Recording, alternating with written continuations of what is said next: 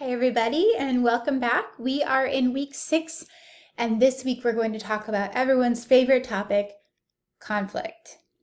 Well, maybe it's not your favorite topic. Hopefully after our time together and your time engaging with the materials in the course this week, you have a little bit of a better outlook on conflict. In fact, I'm hoping that you understand that conflict is actually necessary for growth. So with that, let's dive in. This is what we've got on our plan today. We'll do a faith integration, talk about management styles and causes of conflict, and then we're going to do a levels of conflict exercise. Congrats, you've made it to week 6. Can you believe it? Next week will be our last week of a lecture. In week 8, we'll do team presentations, and I will send out a short video, but we are quickly beginning to wrap up our time together in this course. Can't believe it. So for today's faith integration, I thought that we would go straight to the source and find out, how did Jesus handle conflict? Well, it turns out that Jesus was actually a master at handling conflict. And there were kind of 4 terms that Jesus, or modes of operation that he went by when it came to handling conflict.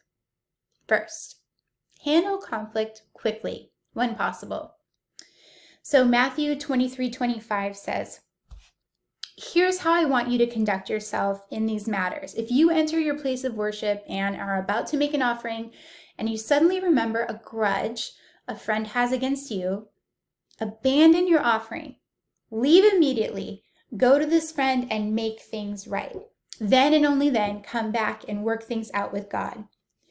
So in this sense, Jesus was saying, hey, it's even more important that you work things out with your friend than you work things out with God.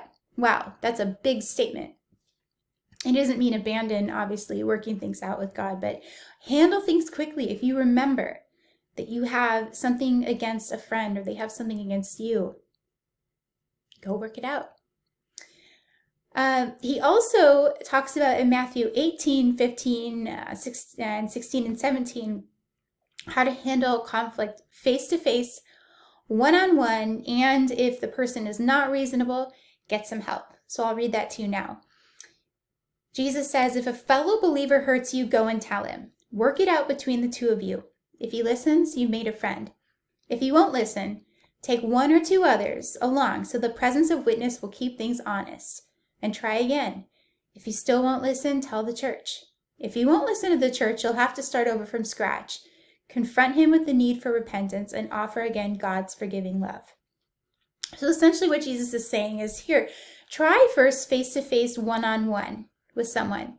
And then you may need to help include another person to mediate the conversation. Something to think about. I think this is actually a pretty healthy way to handle conflict. And so my question for you today is, I want you to think about someone that has modeled conflict for you in a healthy manner. And goodness, I hope you've had at least one person. For some, that may be a parent or a family member. For others, maybe a boss, a friend, a coworker. What made the difference for you? What specific aspect of their handling of the conflict seems healthy and seems like the right kind of approach when it comes to tackling this hard topic of conflict? So think about that, have that in the back of your head as we dive into our content today. Okay, to back out a little bit, let's talk about the group project, because this week you actually don't have anything due for the project. Yay! But don't worry, you still have things to work on. First thing you're going to want to do is finish your draft, your final draft of your paper. So once you've gotten your peer review feedback back, you've got your feedback back from me as well, you will want to pour over that with your group members, decide what kinds of edits, additions, amendments that you're going to make, and then crank up that final draft of the paper. In fact, if you were able to turn it in early and want me to look it over one more time, I'm happy to do that for you. Just let me know. Send me an email. But this paper, I'm looking at the instructions. It's really important that you do a few things. One is it needs to be 8 to 10 pages. So don't skimp on the length. It needs to be in APA format, so double space, Times New Roman 12 font, margins, page numbers. Make sure you're using the correct in-text citations and references. Reference your page numbers if you're doing a direct quote, and put all of this in nicely in APA format. So if you have any questions on that, of course, there are guides on Canvas for you, and I'm available as well. Let's see. Additionally, you will want to make sure that you make a strong connection between your example and concepts that we are discussing in the course. I can't emphasize this enough, because what I've seen in the past with students in their teams is that they get kind of distracted by giving a really great explanation of what's happening in their TV show or their movie that they've chosen, but then they completely neglect to give rich description when it comes to the concepts. So make sure you pay attention to that. Okay, the next thing I want to talk about are the presentations. And here's the thing about the presentations. Since we're not going to be in person in a classroom, you are going to give these presentations as though we were live together, at least on Zoom. So you can use a platform like Zoom, Google Meet, whatever, that has screen recording. Get your group together at an agreed upon time and give your presentation complete with showing us your slides and the video of you giving the presentation, and you'll submit that to Canvas. You don't have to add anything new to your material for presentations. So what you're basically going to do is present your paper to us. It's got all the same required elements as far as the aspects that you'll include. And let's see what else. At least 5 slides. So it's likely to be a little more than that. And use a cover slide with all of your information, the name of the course, your names, the name of the project, all of that, and a references page. So if you are referencing any of your studies that you're using in your paper, which hopefully you do, share those in your presentation. Make sure you also have a slide that has references. Again, if you would like me to look at your slides before you video your presentation, I'm happy to do that. Just send me an email. If it's a Google slide link, send me a link so that I can take a look. If it's a PowerPoint bunch of slides, you send me a file so I can take a look. But anything I can do to help provide feedback on that, I'm happy to do. This presentation is not due until week 8, Sunday midnight. So you've got 2 weeks to work on this. Again, first work on the paper, then the presentation. All right. Tubs, are you tired of seeing this graph chart yet? I hope not, because I'm going to show it to you every week. But this week, we're still on those internal influences, and we're going to be talking about conflict. So just for fun, and also for education, I have on this week's thought question an activity for you to do on conflict management styles. So you actually need to take that first, and I've listed that on your the lecture video portion of Canvas. But if you forgot to do it or haven't done it yet, pause this, download that conflict management styles assessment, take it, and then come back here so that we can talk about it. Okay, hopefully you had a chance to do that. You will be using this conflict management styles assessment piece on this week's thought question discussion board, so it's an important item for you to take care of. So how did you rate? Where were you at? I'm so interested to know what your default conflict management style is. And so what's kind of cool about this assessment is that it gives us different animals that we can relate to when we think of the different styles. And I think this is helpful because it becomes sort of a device for us to remember when we're dealing with other people that not everyone's going to have our same style of management. Not everybody's going to be an owl. Some people are going to be a teddy bear, and that's okay. We need all the styles. But let's go through each one and kind of talk about some of the main aspects of each style. So we see in this first style, the owl is collaborating. So the owl really values goals and relationships. Relationships are very important to the owl. There's a give and take there. And conflict is viewed as a problem to be solved. And so an owl will seek a solution that achieves the goals of themselves, their own goals, and the goals of the other person. That's why we have the collaborating piece. They see conflict as the means of improving relationships by reducing tensions.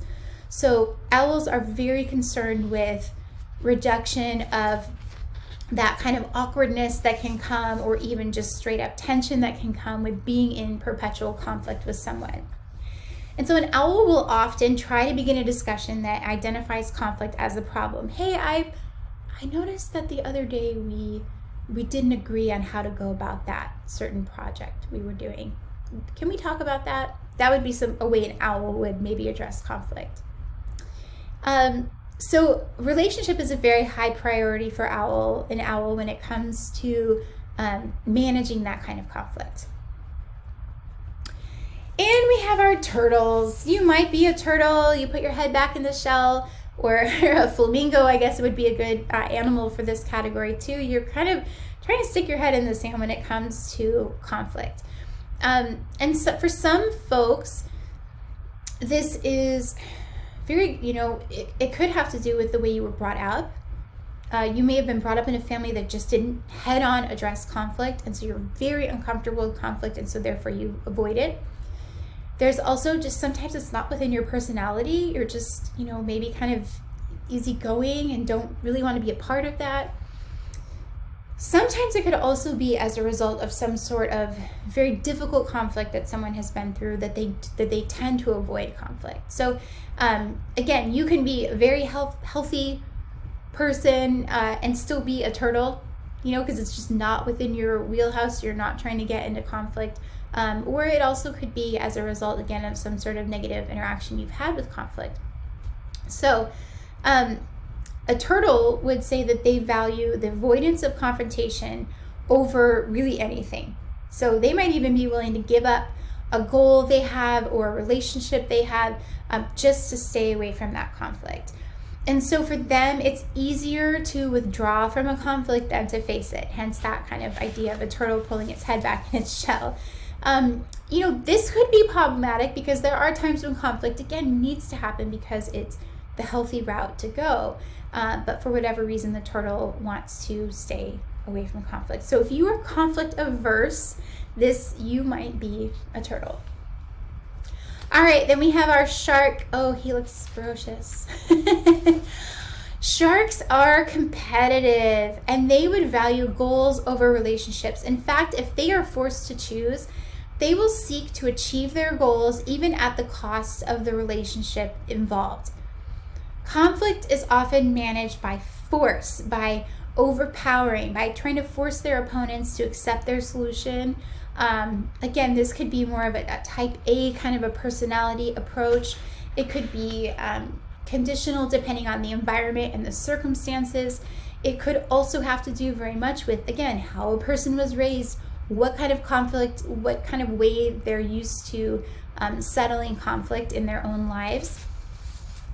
But overall, a shark would be considered more concerned with accomplishing the goal or their outcome of the conflict, what they want to see happen rather than being liked. And so in some cases, you'll see a shark really push over opponents in conflict in order to be successful.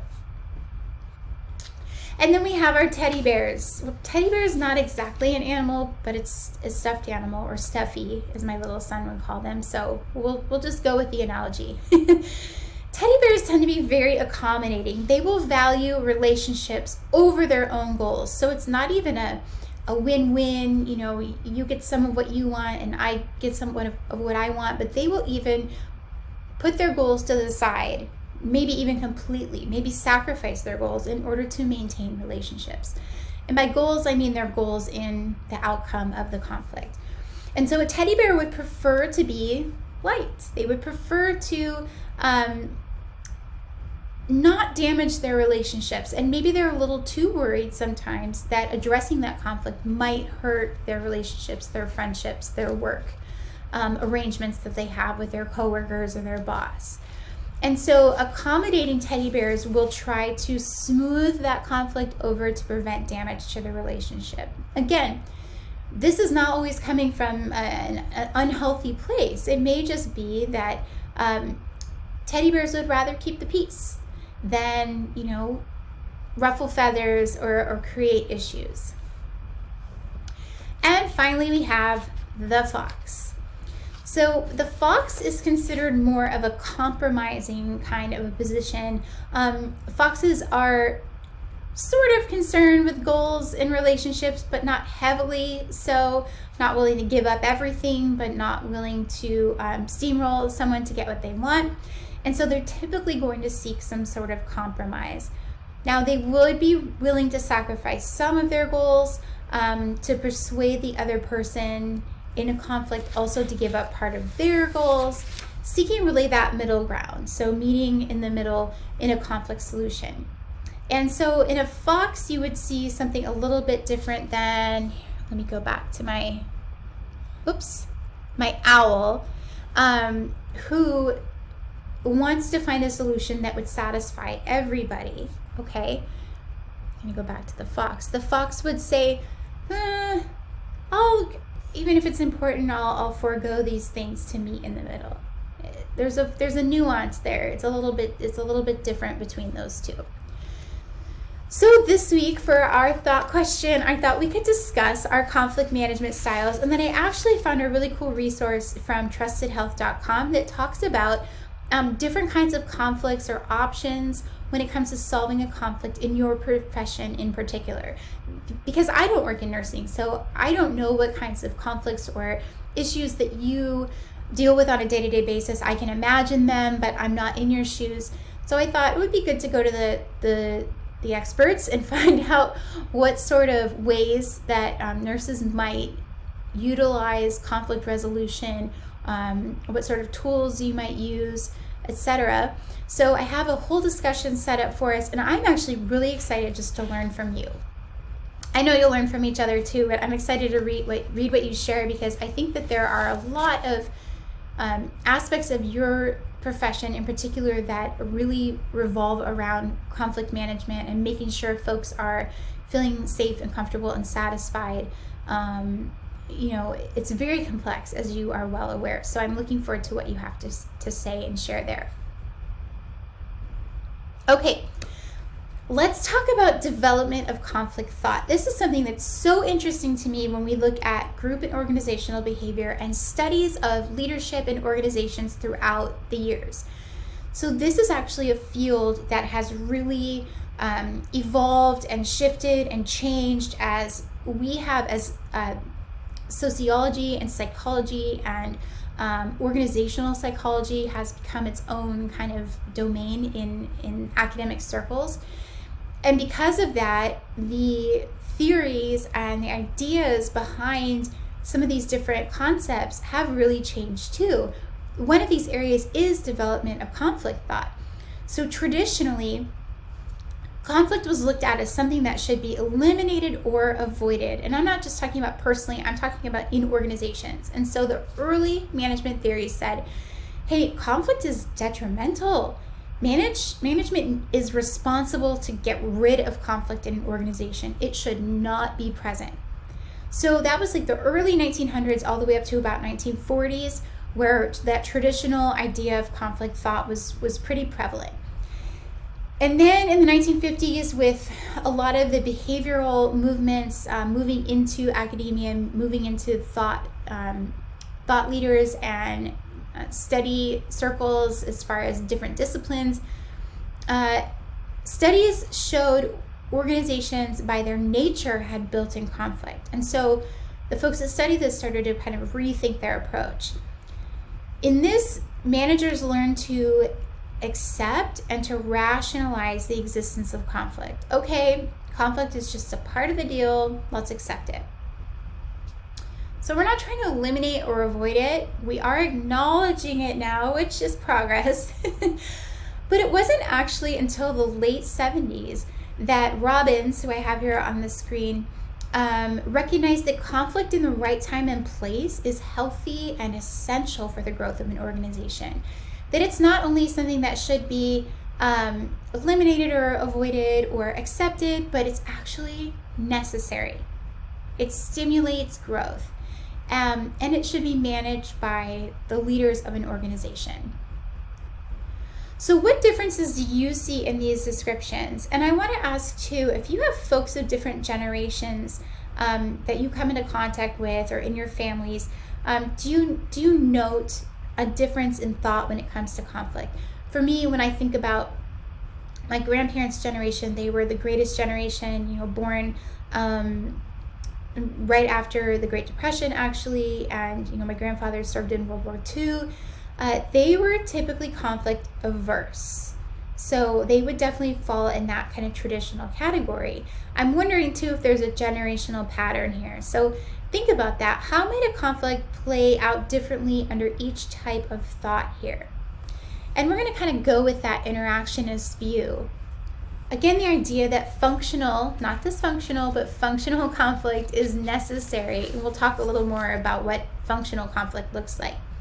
But again, this interactionist view says, hey, without change, no organization can survive.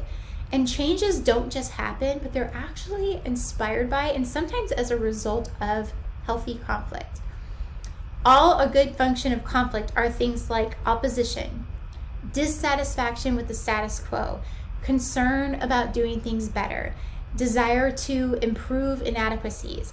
A dissenting voice is often very powerful, especially, again, when we go back to this concept of groupthink, when we have people that are just kind of swirling around in the yes, yes, yes, this is great, this is great. When you have a dissenting voice that's willing to say, hold on a second, I have some opposition to the way that we're doing things, or I think we should try something new. That can bristle people up, right? They're like, no, we're doing fine. But that conflict, again, what Robin says, this interactionist view is very necessary, not only for change and adaptation, but for survival of an organization. And so the differentiation for Robbins here is he says that he has a belief that the level of conflict can be too high, requiring some resolution. So if you're high conflict all the time, that's stressful. People don't want to live under that for very long. And too low, meaning that there's not really any dissenting voice, that everyone's just kind of even Stevens all the time, that you might want to incite. Not in a manipulative way, but just get people thinking in a different way and get them, exchanging ideas more than constantly being in agreement. So again, what Robin says is that conflict is the root of personal and social change. Change develops from dissatisfaction, from the desire of improvement, and from creative development of alternatives. So conflict in this way can be good for an organization. Here's a few ways that conflict can be good. And I'd like you to think of a few other ways if you can. Maybe in your own organization, how would conflict be good for you, or good for your unit, or good for your work team? How can it help you be better at what you do, and better in your relationships, and better in your everyday comings and goings when it comes to your workplace, and maybe even in your personal spheres as well? Again, we're not constantly seeking out conflict. That's not healthy either. But understanding that when we are presented with an opportunity to engage with someone else, that interactionist view, that conflict can lead to change, which can lead to adaptation, which can lead to survival.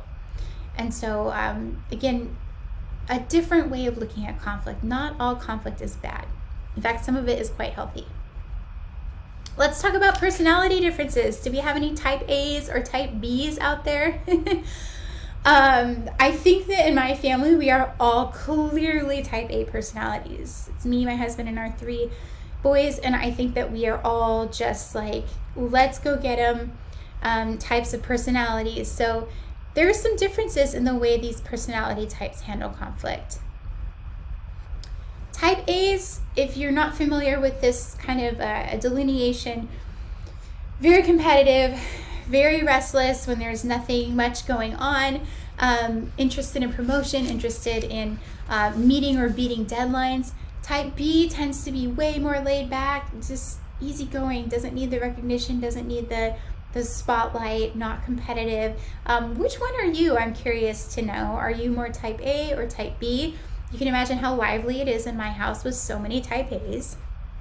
I'll let you think about that for a minute. And then on another note, an actual passive aggressive note, I found this online and thought it was hilarious. We have the model of handling conflict in an aggressive versus a submissive versus a passive aggressive versus an assertive way. And this is something I want to break down for us really quick, just kind of something else to tuck in your toolbox to think about when you are working with someone and dealing with how they are maybe handling conflict. Okay, so when you're dealing in conflict with someone who is aggressive versus passive aggressive, submissive, or assertive, you can look down these little charts and you can see some of the typical types of verbal cues. Someone who's very aggressive would say, do what I say, or you need to. Submissive would say, I'm sorry, ugh, I'm so dumb. It's my fault. An assertive person, well, let's go back to passive aggressive. A passive aggressive person would say, fine, whatever. I thought you knew. Oh, I was only joking. Using sarcasm, perhaps, as a shield for how they're really feeling, really caring but acting like they don't care. So these are the kinds of verbal cues that we receive and give when we're in these different kind of positions. And then when we're assertive, this is kind of the sweet spot when it comes to conflict. If we can engage with someone else in our conflict and say, hey, how should we approach this? Or I think this, what do you think? Or I would like to see this, what would you perhaps like to see? What's an outcome we can agree upon? So again, that might be more of the fox or the owl kind of a perspective of meeting someone halfway, or being willing to give up some of our goals in order to achieve some peace, and not just peace but resolution of conflict. But again, when we get into this passive aggressive mode, we find that it's not helpful for anyone.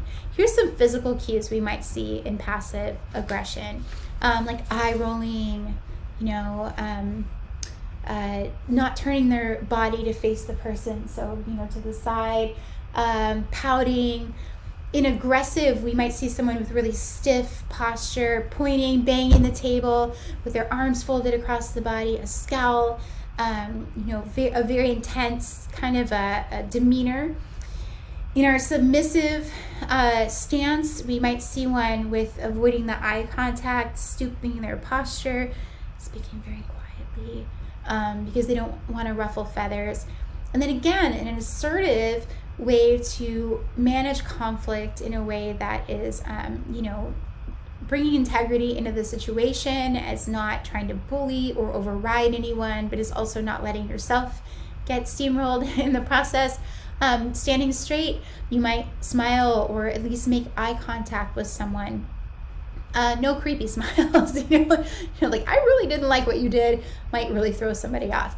But having that genuine kind of a persona when we're engaging with someone in conflict can make a world of difference.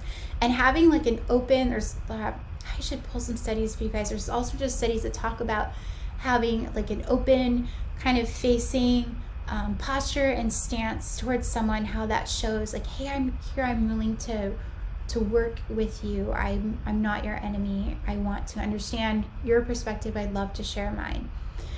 Again, I think that in your field, you all are masters at conflict management, and you, especially with the verbal and the physical cues, probably have a lot to share.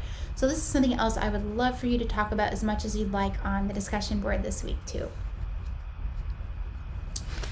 One more thing really quick. How do we address passive aggression? Here are a few kinds of examples of ways that you can, if you notice that someone is being very passive aggressive all the time, especially in the workplace or maybe someone you're close to, here are some kinds of tools, again, to tuck in your toolbox, things you might consider trying with them. Practicing that assertive communication, this last one I think is really key. So there's lots online about assertive communication and asserting your position, calling out the behavior when you see it. I know that can be scary, but again, doing that in a very healthy and loving manner, practicing, encouraging direct communication, modeling that for someone can make a difference. How do you think passive aggression can affect group work and morale? So sometimes when we think about these things, it's like holding a mirror up to us too, and we realize like, I've been guilty of passive aggression in the past. I have. No, I'm telling you that I actually have. So sometimes when I'm preparing to teach and reading through, our materials and looking at studies, I'm thinking like, oh, geez, I recognize myself in that. I have done that. So what do you think passive aggression does for group work and group morale? For me, I realized that that's not the way I want to go when it comes to working with folks. I want to be assertive, but not aggressive, and certainly not passive aggressive. But if that's you and you've kind of recognized that, like, oh, wow, I see that in me, what are some steps you could take this week to be more mindful, to be more self-aware when it comes to how you interact with others, what your posture is, literally and figuratively when it comes to handling conflict? All right, here's your weekly challenge. Here's your reflection. I would love for you to just silently right now name a person with whom you want to work on your conflict with this week. Who's in your circle? Family, friend, coworker, neighbor? Who do you have some light to medium to maybe heavy levels of conflict with? And it may be a situation like Jesus. You tried face to face, you tried quickly, you tried just you, and now it's time to bring someone else in. By the way, this is a great opportunity for me to say that therapy is an excellent and very healthy tool that all leaders should have in their toolbox. And so if you are at a point where you don't know how to handle conflict with someone, or certainly if conflict has become any sort of dangerous or harmful to you from a mental or physical perspective, I urge you to reach out and to get some help with that. Also, if it's not that severe for you, but you're also just ready to work on conflict and how to become more healthy, therapy is a great way to go. I wasn't even really planning to say that, but I feel like it needs to be said. So here's Dr. Nick is giving you permission and encouragement to find a therapist. It's healthy to have people that we can talk through things with that maybe aren't in our immediate situation, that can give us an outside perspective. Okay, this lecture's already been too long, so I'm going to let you go, but I really appreciate every single one of you. It's been such a joy getting to know you all through your assignments, through discussion boards, even little emails I get from you.